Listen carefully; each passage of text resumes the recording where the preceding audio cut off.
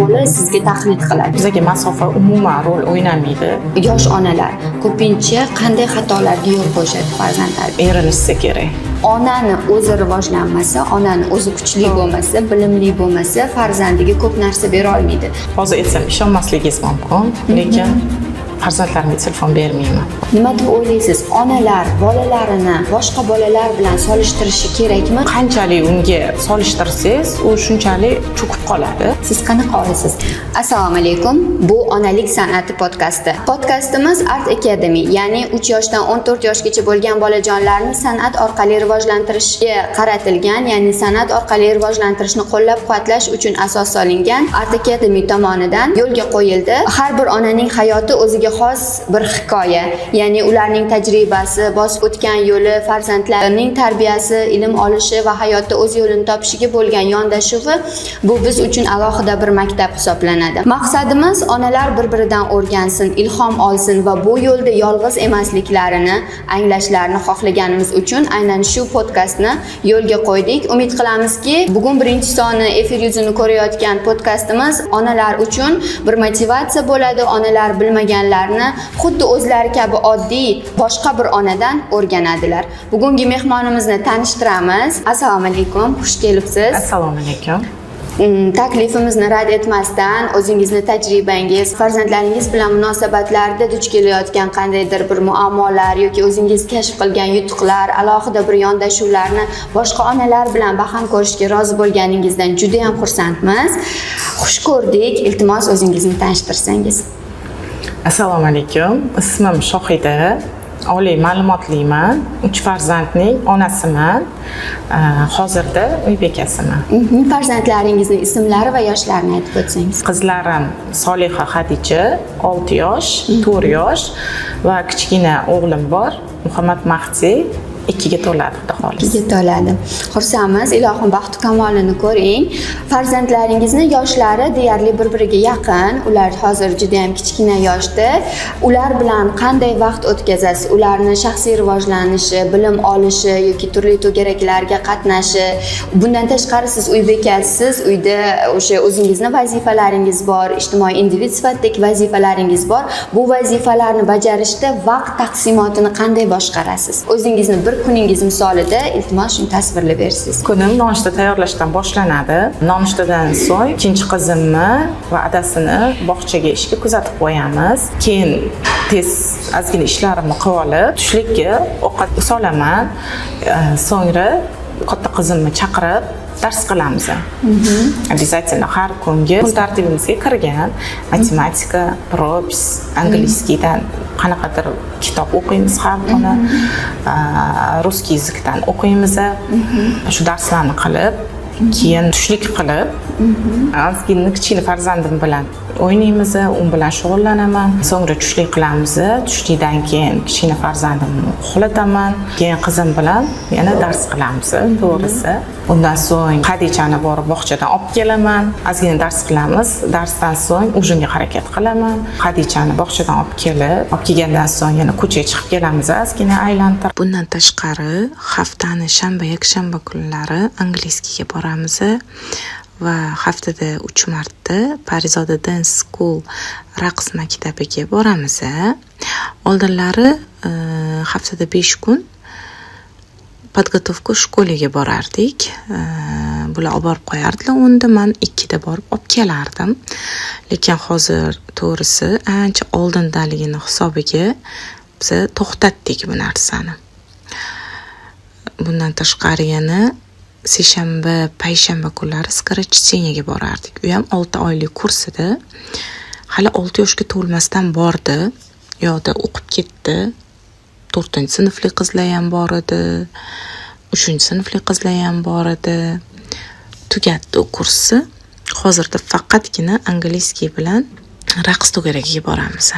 Shunaqa o'tadi kun tartibim. Adashmasam farzandlaringizni turli to'garaklarga bergansiz, ya'ni ularni o'sha darsdan tashqari, bog'chadan, ta'limdan tashqari ularni turli ko'nikmalarini rivojlantirish uchun mana Soliha Art Academy'ga keladi, Art Plus English kursiga, rassomchilik bilan shug'ullanadi. Bundan tashqari raqs to'garagiga ham boradi. Nima uchun aynan farzandlaringizni san'at bilan band qilishga, san'at bilan rivojlanishini uyg'unlashtirishga urg'u bergansiz? Buni ahamiyati nimada deb o'ylaysiz? Har taraflama rivojlantirish uchun. Soliha chunki o'zi yoshligidan iqtidorli qiz bo'lgan va u bitta joyda o'tira olmaydi. Shuni farzandimni imkoniyatidan kelib chiqib, shu har xil to'garaklarga berishga qaror qildim. Va u hamma o'sha borgan to'garaklarni yaxshi ko'rib boradi. O'zi ham yaxshi ko'radi. To'garaklarga berganingizga qancha bo'ldi? Ya'ni qancha muddatdan beri bu mashg'ulotlarni olib boryapti va mashg'ulotdan oldingi Soliha qanday qiz edi va mashg'ulotlar unga qanday ta'sir qildi? Masalan, raqs qanday ta'sir qildi? Art Plus English qanaqa ta'sir qildi? Rassomchilik to'garaklari qanday ta'sir qildi? Soliha yoshligidan o'zi aqlli qiz bo'lgan. 1 yoshidan menga kitob olib kelardi. Biz uyda shug'ullanardik. Har kuni ertalab turishi bilan kitob olib kelardi. To'g'risi, o'sha ko'zim yumalardim. O'sha bilardim, ertalab turardi, 1 yashar qiz. Olib kelganda qarovimni kitob yaxshi ko'ryapti. Kartochkalar olishni boshladim. Kartochkalardan o'tdim. Masalan, fruktda, ovoshi shunaqalarda etsam hammasini ko'rsatyapti. 1 yosh 4 oylik edi o'sha payt. Keyin 1 yosh 7 oyliklarda o'sha rus alfavitini bilardi. Yoddan ko'rsatardi. Men plakatlar qilib bosib qo'yganman. Sonlar, harflar. Keyin qiziqyapti. Oradan ozgina vaqt o'tdi. Arab tiliga berishga qaror qildim. O'sha payt 2 yosh 9 oylik edi. Arab tiliga bordik. O'qituvchisi va kichkina dedilar. Biz tekshirib ko'ring dedim. Tekshirib ko'rdilar, sразу oldilar. U yoqda ham 5, 6, 7 yashar bolalar bilan o'qigan, har doim birinchi o'rin olgan. U paytda Hadicham qo'limda edi, 4 oylik chaqaloq edi, lekin o'sha qizimni ehtiyojidan kelib chiqib, shu narsaga qiziqishdan kelib chiqib borardik. Kichkina qizim shu katta bo'lgan desam adashmayman. Qo'limda olib o'tirardim, xonaga kirardim bittaman, qolgan ota-onalar tashqarida o'tirsin, men ichkariga kirib o'tirardim, chunki uyda u vazifani men o'rgatishim kerak, o'zingiz ham bola bilan baravar tushunib olishingiz kerak, uyda unga yordam berishingiz uchun. Tushunib olishim kerak. Ozgina vaqtdan keyin harflarni o'rgandi, 7 oycha bordi, qizim shu yerda yurishni boshladi ikkinchi qizim. Keyin ozgina endi uyda shu olib kelishdan ozgina muammo bo'ldi. O'shaning uchun bora olmay qoldik. Lekin yaqinda, mana oradan 3 yil o'tgan bo'lsa, yaqinda kelib o'qisam hali ham esida ekan. Shundan so'ng 3-farzandim tug'ildi. Juda yig'loq edi-da. Bolalarimni bog'chaga bergandim, lekin o'sha yig'loqligi sabab ozgina olib kelishligi muammo bo'lgani uchun uyda hammasini olib o'tirdim. Yana uyda davom ettirishga qaror qildim. Mana uyda olib o'tirdim deganda ko'pchilik ota-onalar yoki ko'pchilik hozir bizni eshitayotganlar ham o'ylashi mumkin. Uyda olib o'tirish deganda ko'pchilik o'sha uyda faqat ovqatlantirish, ular bilan o'ynash yoki qandaydir bir vaqt o'tkazishni tushunadi, lekin sizni bolajonlaringizda bunaqa holat yo'q. Siz uyda olib o'tirishni boshqacha talqin qilish mumkin sizni hayotingizda. Ular uchun siz birlamchi pedagogik vazifani bajara olgansiz. Ya'ni har biriga yoshiga nisbatan ko'nikmalarni rivojlantirish, yoshiga nisbatan bilish kerak bo'lgan informatsiyalarni vaqtida berish. Bu qanday? Siz o'zingiz pedagog sifatida qandaydir imkoniyatlaringizni ko'ra olganmisiz yoki ona sifatidagi mas'uliyat buni sizda uyg'otganmi? Shu onadagi mas'uliyat bo'lsa kerak, o'zimda ham bo'lgan bo'lsa kerak edi shuni. Demak, siz ko'proq farzandlaringizni talabini qondirishga harakat qilasiz. Talabini qondirish va kelajakda ham baribir yutuqlarga erishish kerak. Shundan kelib chiqqan holda harakat qilganman har doim. Solihani juda ham erta yoshidan o'sha ta'lim bilan bog'lagansiz, bilim berishni boshlagansiz va o'sha 1, 2, 3 farzandlaringiz kichkina bo'lishiga qaramasdan uni turli to'garaklarga berishni boshladingiz. To'g'ri, to'garaklarga borish yaxshi, bolani rivojlantirish yaxshi, lekin bu vaqt energiya yoki qandaydir bir transport masalalari borda. Bu yerda ko'pchilik ota-onalarimiz hozir biz markaz faoliyatida ham kuzatamiz. Kurslaring juda ham yaxshi, juda ham zo'r, lekin biz uzoqroqda turamiz. Bizga lokatsiya to'g'ri kelmaydi degan anaqalarni qilishadi-da, nima deydi, fikrlarni bildirishadi. Lekin bilamiz, siz Art Academy'ga shahari juda ham bir uzoq masofasidan farzandingizni olib kelasiz va bundan ham tashqari, masofadan ham tashqari Soliha darsda bo'lganda ikkita kichkina bolangiz bilan uni kutib turish ham onadan katta sabr talab qiladi, energiya talab qiladi. Masalan, bolalar tez zerikib qoladi. 1,5 soat darsda bitta bolani ikkita bola bilan kutib turish ham bu o'z emas. Bu jarayonni qanday tashkil qilasiz? Bu ham farzandimdan kelib chiqqan holda juda ham ilmga chanqoq. To'g'risi oson emas. Lekin bizga masofa umuman rol o'ynamaydi. Bilasiz, bundan tashqari biz ko'p joylarga boramiz. Juda ham uzoqda joylashgan ular. 1 soatlik yo'lga ham boramiz, hattoki. Shu hammasi farzandim uchun, farzandimning kelajagi uchun. Soliha mana kurslarga kelib boshladi, Art Englishga kelyapti. Unda qanday o'zgarishlarni ko'ryapsiz? Katta o'zgarishlarni ko'raman. Hattoki o'zi qiziqib kutadi. Shanba-yakshanbani qachon boraman, ertalabdan turishi bilan oyijon kech qolmayapmizmi deydi. Juda o'zgardi. Angliskiy ancha so'zlar o'rgandi. Hattoki lotinchani o'rgatmaganimda ham o'sha lotincha, chunki o'xshaydi bu lotin tili bilan angliskiy o'xshaydi. Lotinchada ham bemalol o'qiy oladi. Yana unga qo'shimcha art, ya'ni rasm chizishlar bor, unga ham juda ham qiziqadi.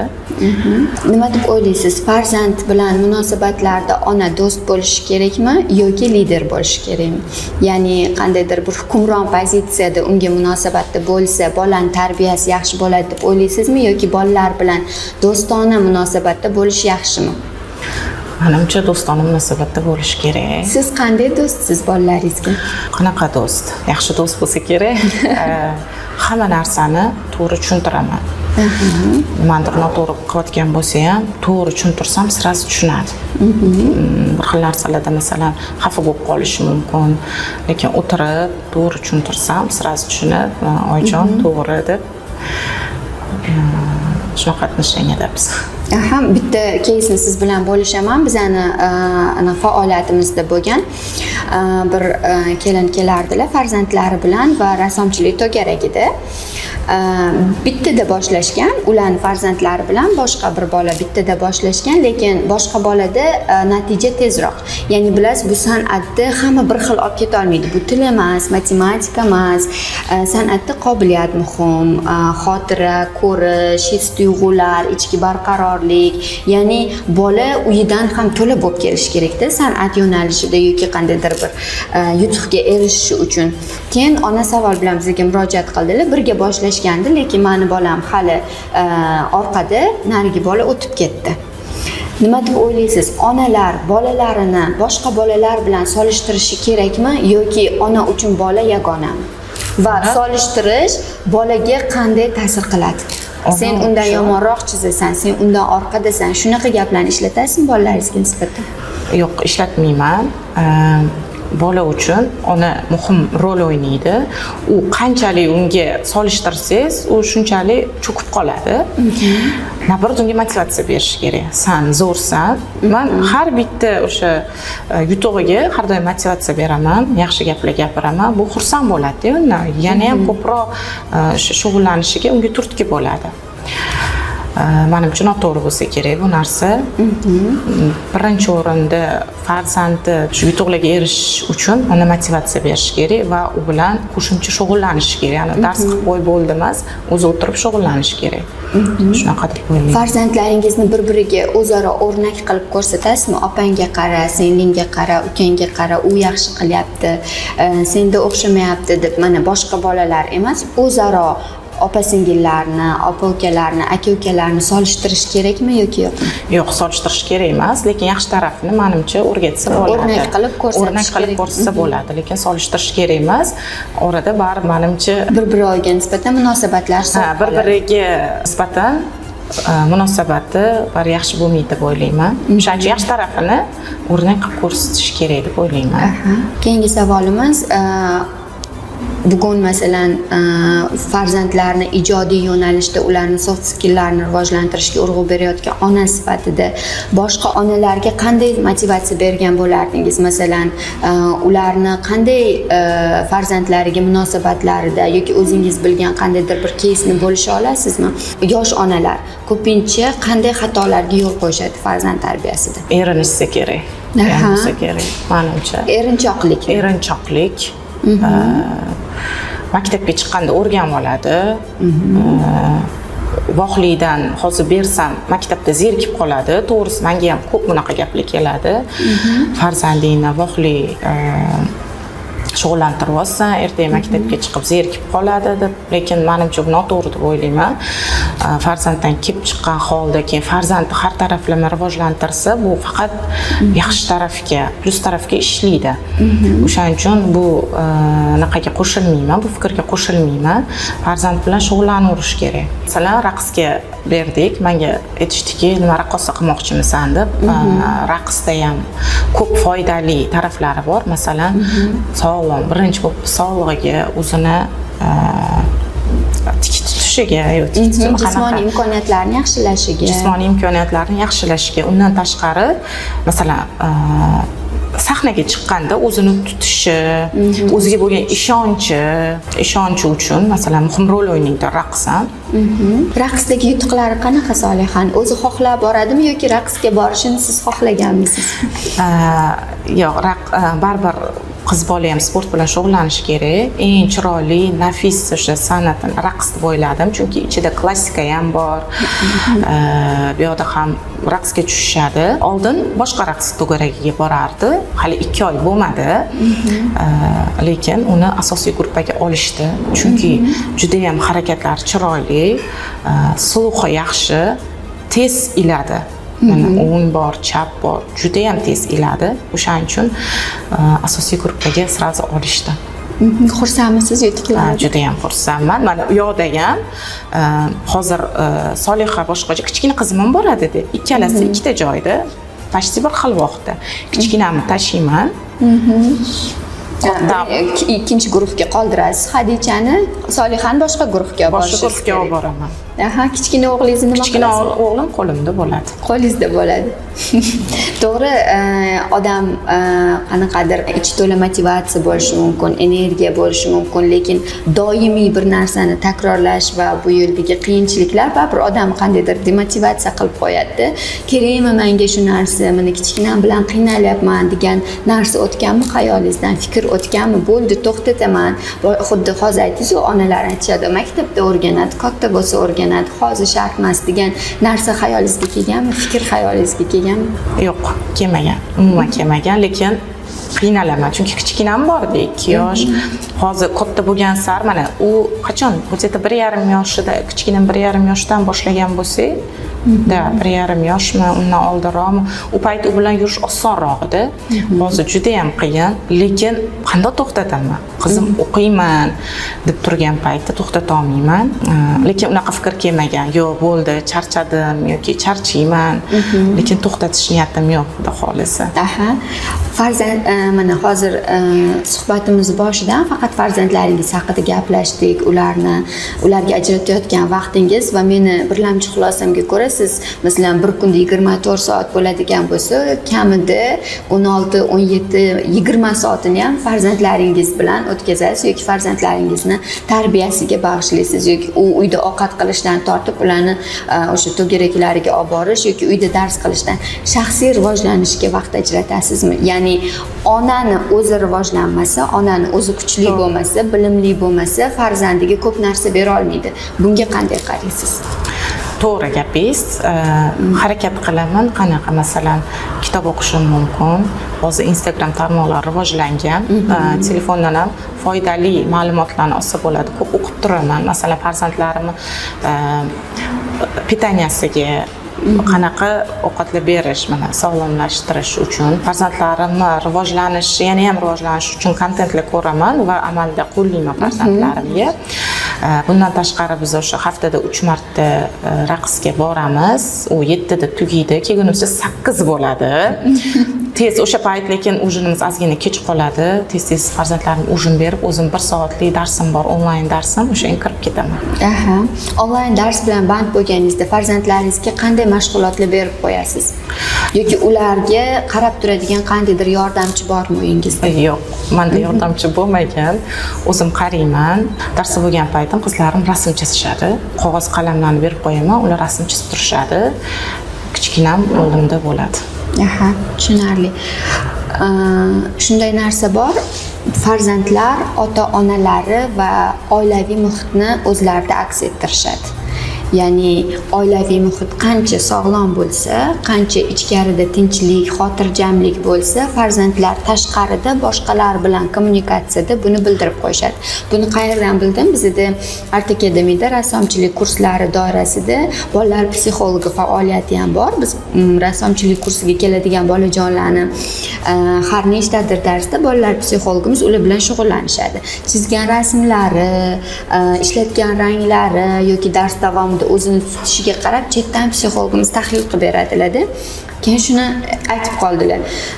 E'tibor beryapsizmi? Bu yerda turli muhitdan kelgan bolalar bor. To'g'ri, hammasi iqtidorli, hammasi rasm chizishga kelgan, hammasi maqsadi bir xil, lekin o'zini tutishi, hatto tanlayotgan ranglari, o'zaro munosabatlari ham bir-biridan farq qiladi. Ya'ni bolaga qarab ota-onani, ya'ni ota-ona qanday inson ekanligini bilib olish mumkin deb aytiladi. Bunga qanday qaraysiz? To'g'ri, oilaviy muhit bolaga ta'sir qiladi.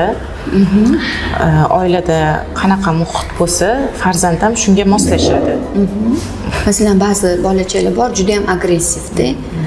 Mana darsga keldi, o'tiribdi, o'qituvchimiz keyin menga e'tiroz bildirdilar, bu sinov darsiga yozilgan edi, keldi, qalamni uloqtirib tashlayapti, qog'ozni anaqa g'ijimlab otib yuboryapti, boshqalarga xalaqit beryapti deb aytdilar.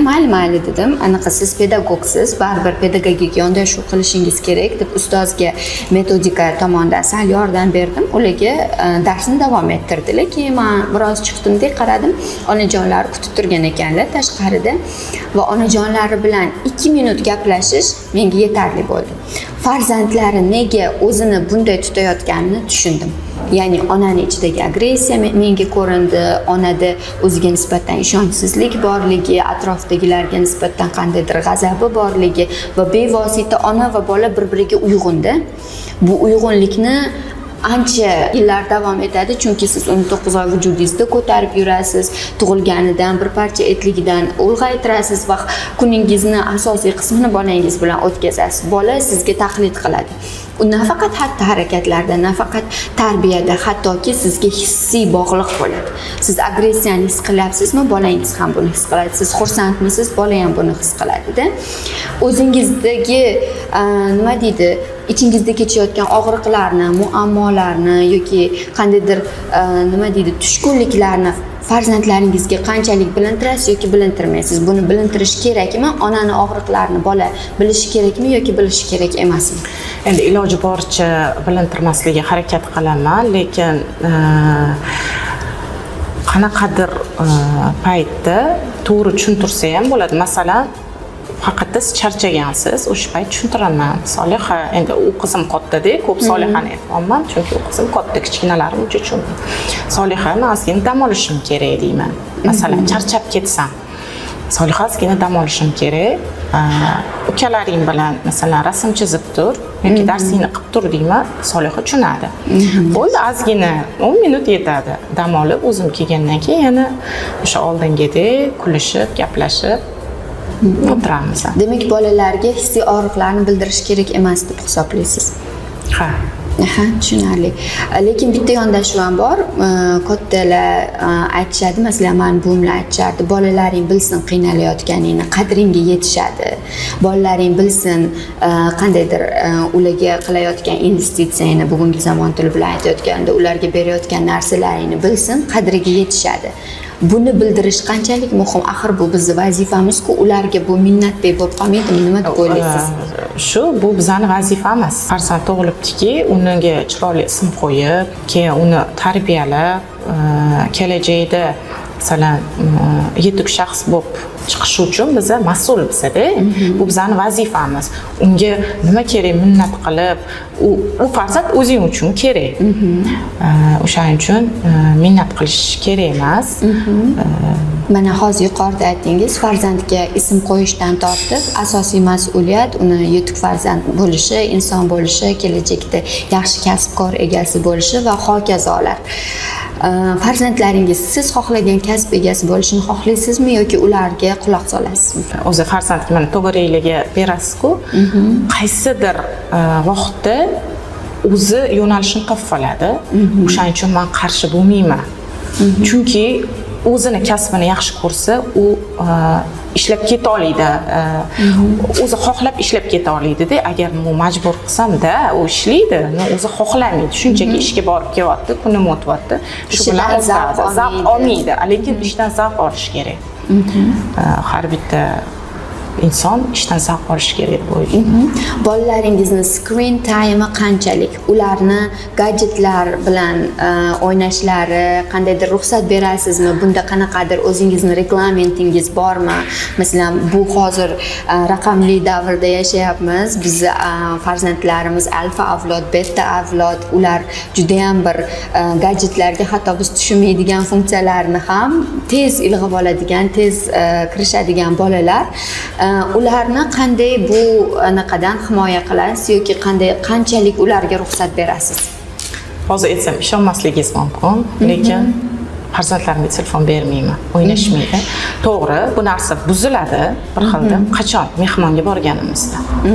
Lekin uyda umuman telefon bermayman.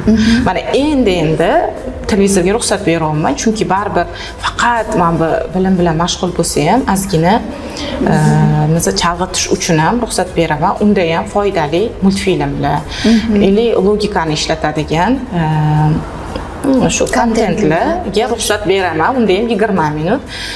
O'sha katta qizim ozgina ko'rib, 20 minut ko'rasan deyman-da, ko'rgandan keyin endi siniyman-da baribir. O'zi o'chirib, yo'q kelib yana o'sha rasm chizish rosa yaxshi ko'radi. Rasm chizadi yoki darsini qiladi. Iloji boricha televizor ham kamroq ko'rsatishga harakat qilaman. Telefon lekin o'ynashmaydi.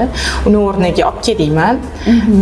Kichkinamni uxlatayotgan paytlarimda oldimga olib kelib kitob o'qitaman.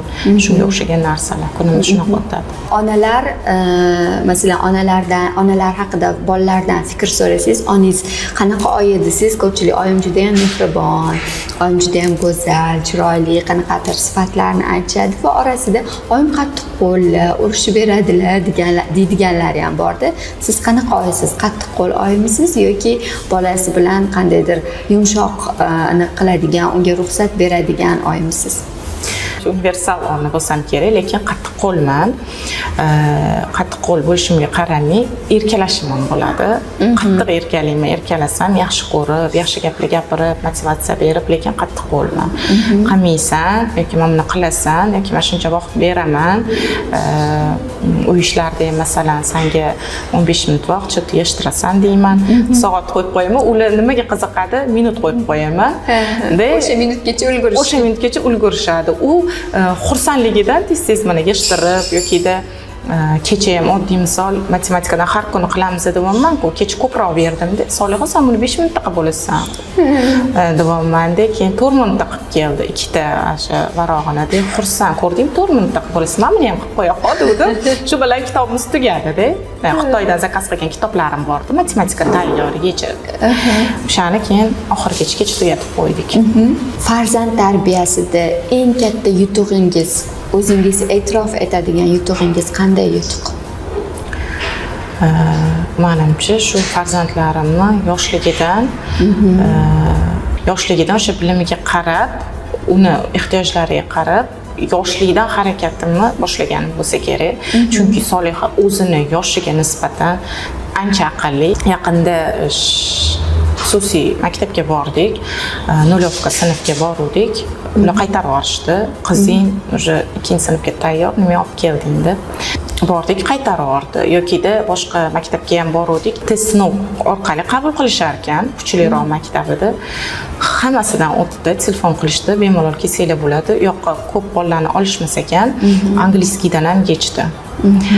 Qolgan fanlardan ham yechib chiqdi. Mana shu meni yutug'im deb o'ylayman. Hamma joyda to'g'risi Soliha peshqadamliligi bilan har doim yutib chiqadi. Yana juda ham kirishimli. Anaqaga kommunikatsiya tez kirishib ketadi.